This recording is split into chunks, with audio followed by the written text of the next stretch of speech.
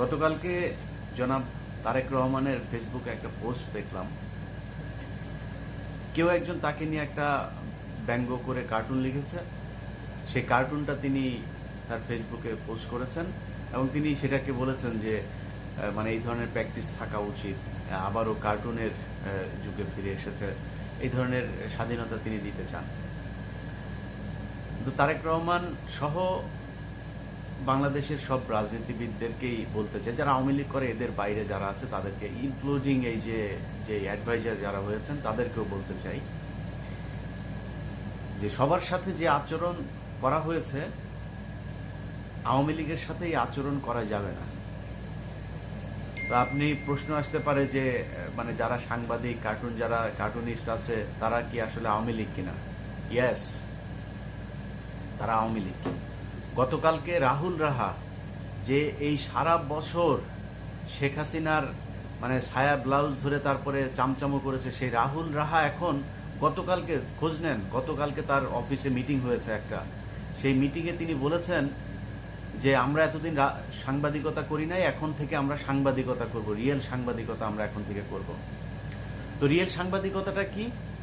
Real সাংবাদিকতা হচ্ছে গত 1/11-এর সময় আপনার মনে আছে বিএনপির বিরুদ্ধে এই যে মুসাদ্দেক হোসেন ফালু থেকে শুরু করে সবার এর ঘরে নাকি এই পাওয়া গিয়েছে, ওর ঘরে ওই পাওয়া গিয়েছে, এই সেই নানান, মানে সারাটা দিন ওই নিউজ।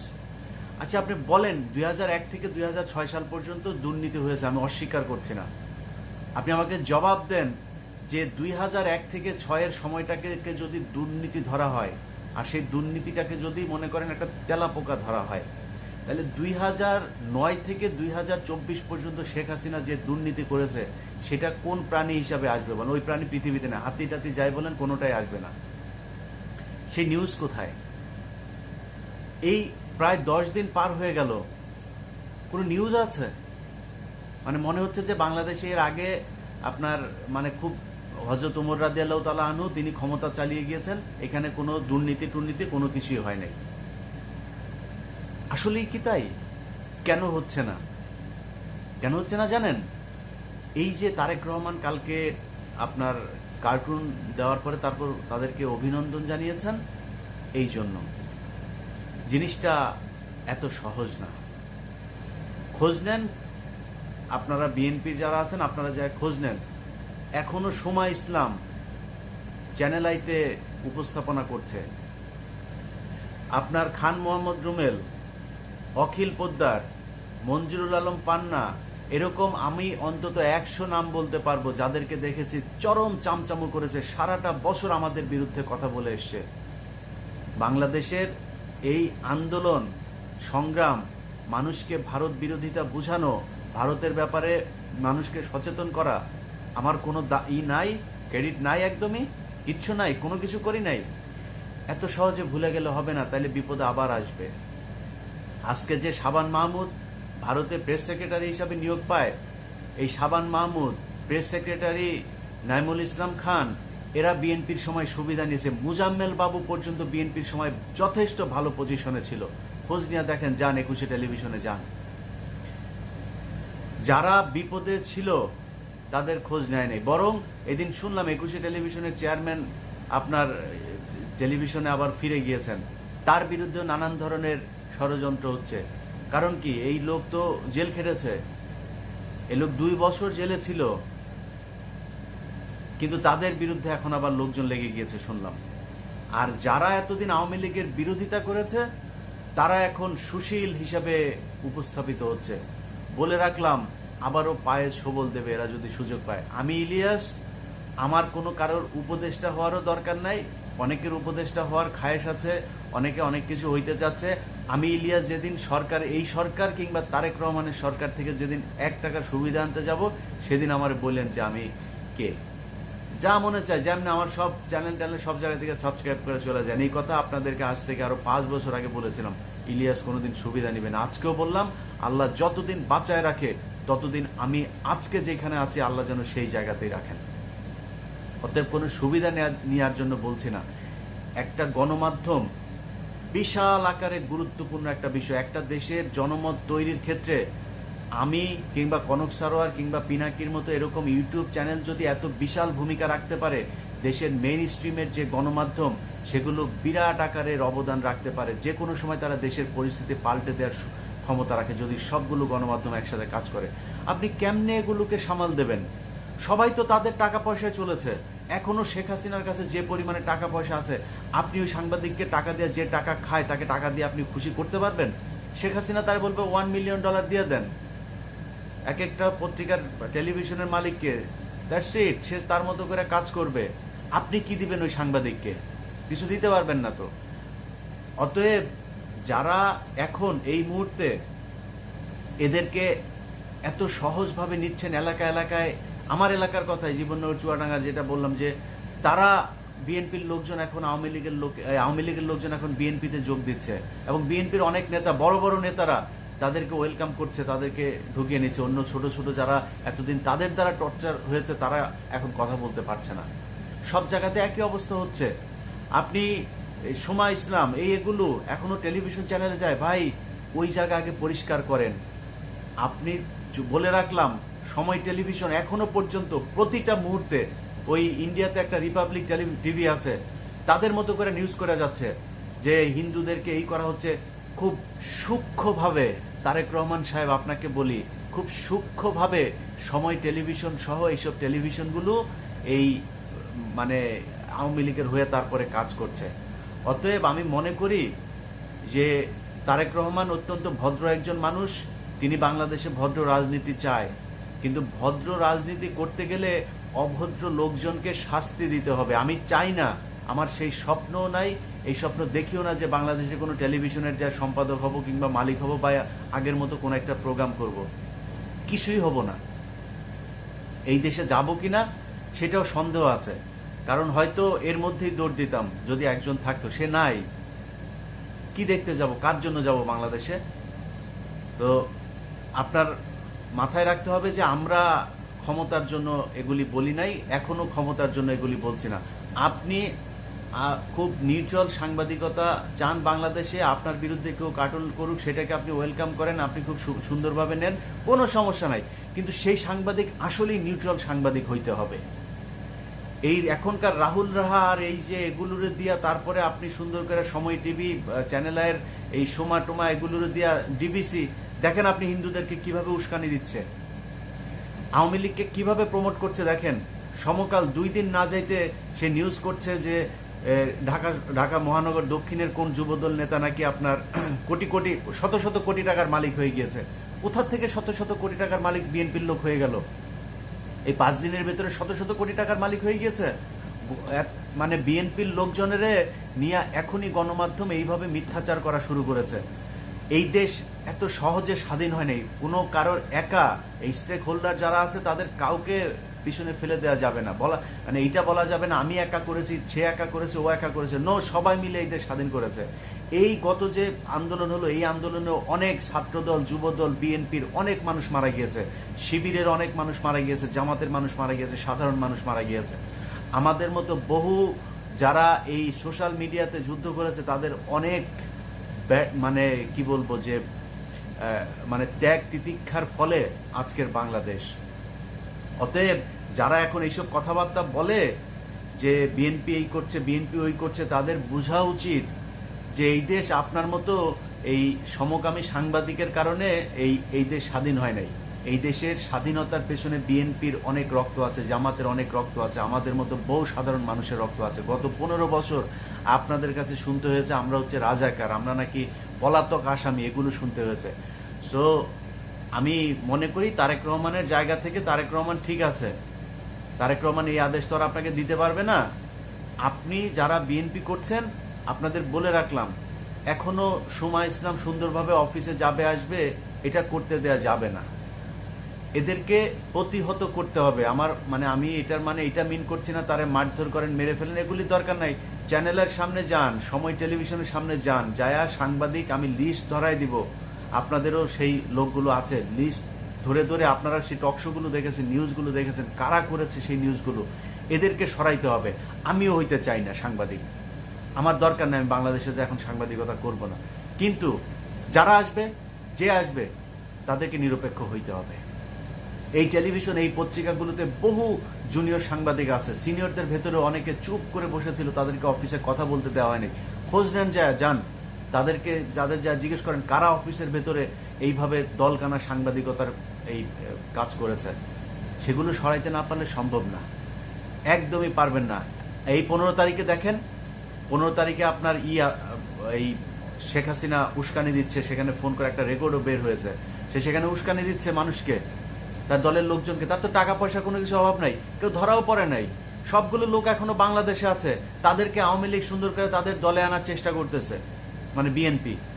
এবং আমি এই গত 10 দিন হয়ে গেল, এখন পর্যন্ত এরকম কোনো চিরুনি অভিযান দেখলাম না যে তাদের করতে হয়, মানে তাদেরকে ধরা হচ্ছে, এরকম কোনো কিছু দেখছি না। কিছু কিছু মানুষকে শুনছি ধরা হচ্ছে, তারা কোথায় আছে কেউ জানে না। দেশে কি মানে কোনো আইনের শাসন নাই, কিছুই নাই, তারা অন্য জায়গায় থাকবে কেন, ক্যান্টনমেন্টে থাকবে কেন, মানে তাদেরকে লুকায় রাখা হবে কেন? তাদেরকে কোর্টে আনতে হবে, তাদের বিচার শুরু করতে হবে, কাকে কাকে আটক করা হয়েছে তাদের নাম বলতে হবে যে এই ব্যক্তি আটক হয়েছে। কারণ তারা তো খুনি, তারা খুন করেছে। গত 1 সপ্তাহ আগে তারা বাংলাদেশে বিশাল বড় একটা জেনোসাইড করেছে, সেগুলির বিচার করতে হবে না? এদেরকে তো ধরতে হবে, সেটা করা হচ্ছে না। গত কয়দিন ধরে আপনি যদি দেখেন, মানে যেই রাজনৈতিক যে কর্মকাণ্ডগুলিও যদি দেখেন, এখানে এসে শাহবাগের কোনায় এসে তারপরে তারা জড়ো হচ্ছে, খুলনায় বিশাল আকারে জড়ো হচ্ছে। কিভাবে সম্ভব এটা? কারা করছে? কেন? কিসের জন্য? কি চায়? বিভিন্ন জায়গায় এখন এই মুহূর্তে যদি 15 আগস্টে তাদের যে পরিকল্পনা, সেটা যদি তারা বাস্তবায়ন করতে, আমি তো মনে করি খুব বেশি কঠিন কিছু না। ডক্টর মোহাম্মদ ইউনূস, উনি অত্যন্ত ভদ্র একজন মানুষ, খুব সজ্জন, সবাই ওনাকে মানে প্রচন্ড রকমের, আমার মনে হয় তত্ত্বাবধায়ক সরকার বলেন আর অন্য যে কোনো সরকার বলেন, ইনার মতো এইভাবে আমার মনে হয় জিয়াউর রহমানের পরে কাউকে এত সাদরে মানুষ গ্রহণ করে নাই। ঠিক 7ই নভেম্বরে যেভাবে জিয়াউর রহমানকে সিপাহী তারপরে জনতা মিলে বিপ্লব করে তাকে করেছিল, এবার সে একইভাবে বিপ্লব করে তাকে ক্ষমতায় বসিয়েছে। সো ডক্টর মোহাম্মদ ইউনূসের কাছে আমার অনুরোধ, ভিডিওটা যদি আপনি তো এখন অনেক ব্যস্ত, যদি অন্য কেউ হলেও ওনাকে একটু করেন, যে ওনার একটা ভিডিও দেখলাম রাস্তার ভেতরে উনি ট্রাফিক ঠেলে তারপরে যাচ্ছেন।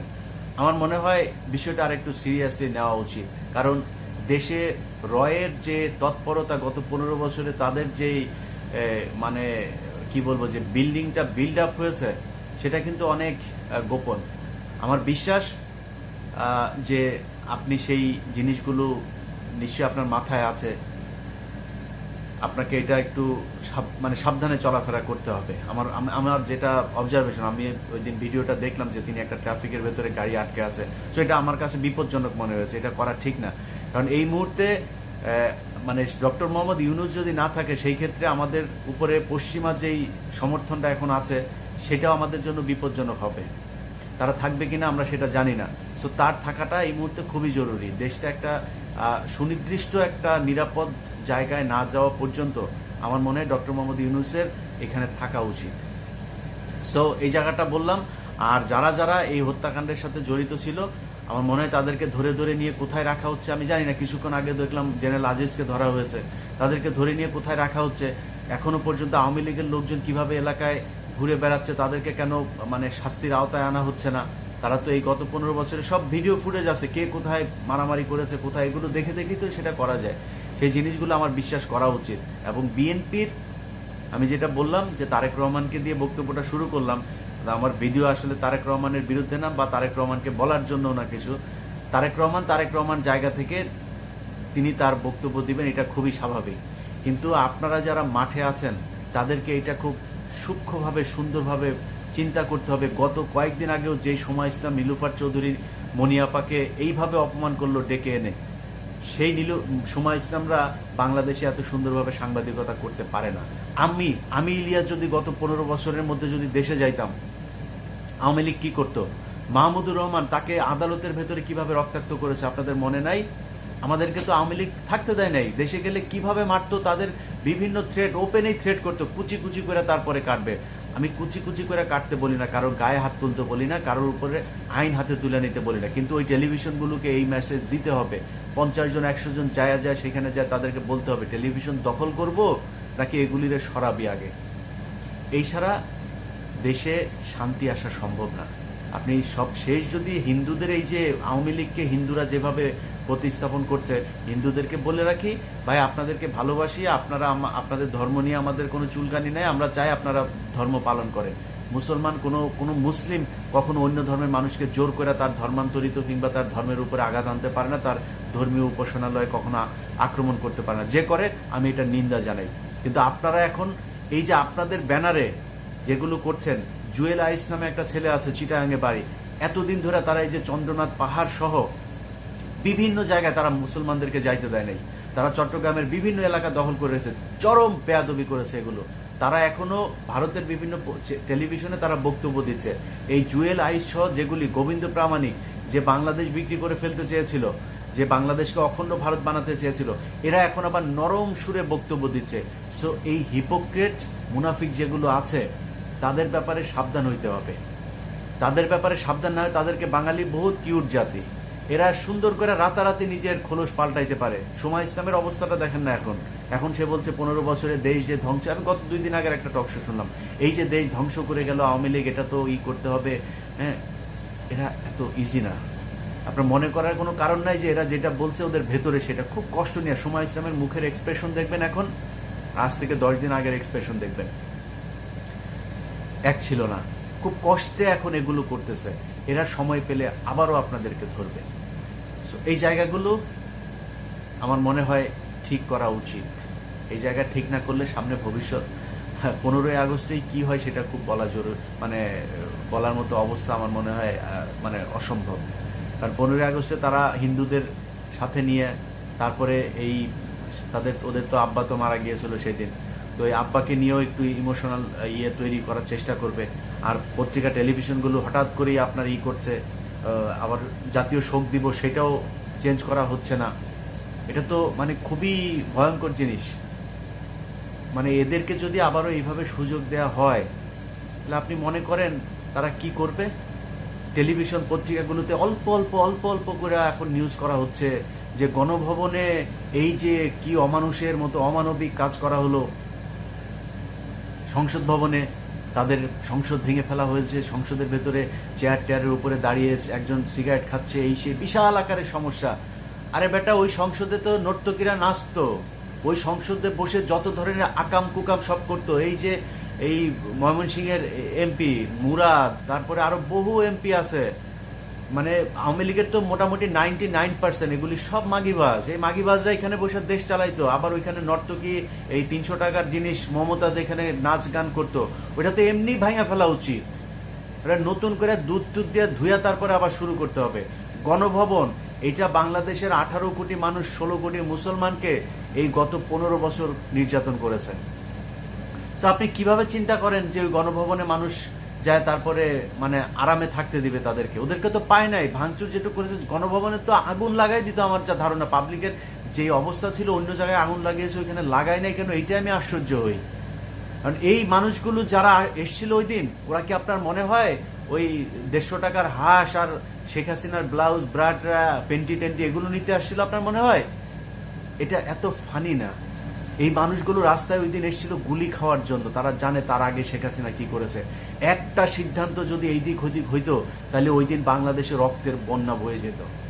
সো আপনারা যারা সুশীল টেলিভিশনে বসে বসে এতদিন শেখ হাসিনার পেন্টি ধুয়া দিচ্ছেন, তারা এখন আপনি মানে লেসপেন্সারগিরি করছেন। আপনি বলছেন এই গণভবনে, সংসদ ভবনে এ কোন বাংলাদেশ, এই সেই। তুই কে রে বেটা? তুই এটা বলার কে? যারা ওই দিন আন্দোলনে এসেছিল তারা ওই দিন শেখ হাসিনারা পাইলে ওইখানে যদি ওরা আকাম করে মাইরাও ফেলতো না, তাও আমি দোষ দিতাম না।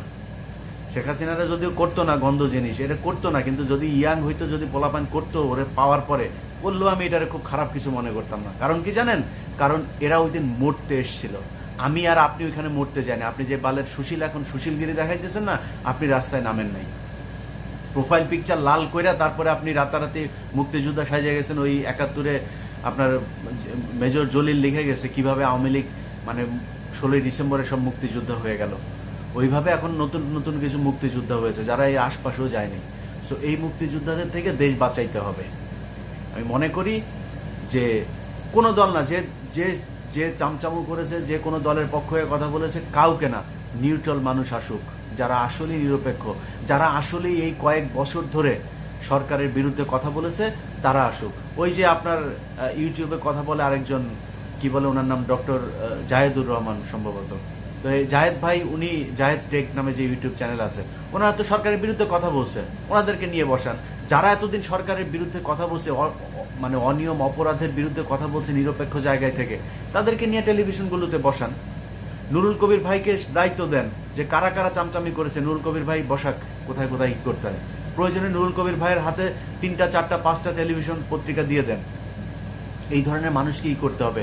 ফরহাদ মাঝার, তারপরে এইরকম অনেক মানুষ আছে যে মানুষগুলো এখন আমার মনে হয় না তাদেরকে কোথাও বসানো হয়েছে। এই গত কয়েকদিন ধরে যদি আপনি হিসাব করেন, আজিজ ভাই, তারপরে আরো অনেকে আছে যারা টেলিভিশনে এতদিন ধরে কথা বলেছে, তাদেরকে কি কেউ খোঁজ নিয়েছে? তাদেরকে কোনো টেলিভিশনের দায়িত্ব দেওয়া হয়েছে? দেওয়া হয় নাই। এখনো পর্যন্ত সেই তারাই আছে যারা এতদিন ছিল। হাতে গোনা কয়েকজনকে বাদ দেওয়া হয়েছে, আর কিছু আগেই পালিয়ে গিয়েছে। আমার মনে হয় এই অবস্থা চলতে থাকলে যারা পালিয়ে গেছে, সেই ফারজানা রূপা টুপা, তারাও এসে আবার ফের বসা যাবে, দেখবেন। অনেক লম্বা হয়ে যাচ্ছে ভিডিও, আর কিছু বললাম না, শুধু এইটুকু বলেই শেষ করি, যুদ্ধটা এখনো শেষ হয় নাই। বিএনপি জামাত, আপনাদেরকে এই যুদ্ধ আরো চালায় যাইতে হবে। আল্লাহ হাফেজ।